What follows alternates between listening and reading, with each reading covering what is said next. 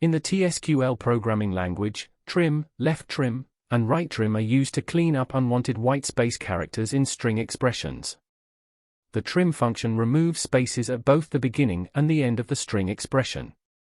Left-trim and right-trim clear leading or trailing spaces in a string expression. Only one parameter is passed to functions. The parameter can be a string or a column of data type string. Let's understand better how they work by making an example of trim functions in SQL Server. The trim function cleans both the trailing and leading spaces of the string expression.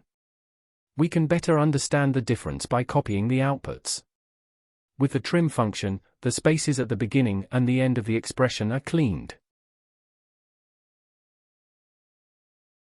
The right trim function cleans the spaces to the right of the expression. We can better understand the difference by copying the outputs. Only the spaces to the right of the expression have been cleared.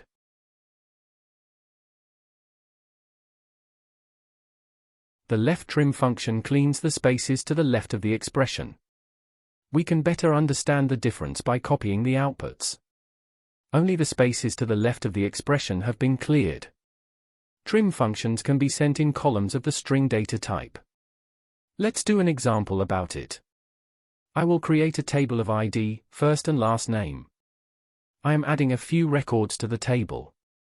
I will add spaces to first name values. I am running all the code including the select command. I created a table with 5 records. Let's focus on the data in the first name column. There is a space at the beginning of it all. I will use the trim function to delete the spaces. I write all the columns clearly. Thanks to the trim function, the data in the first name column has been cleaned.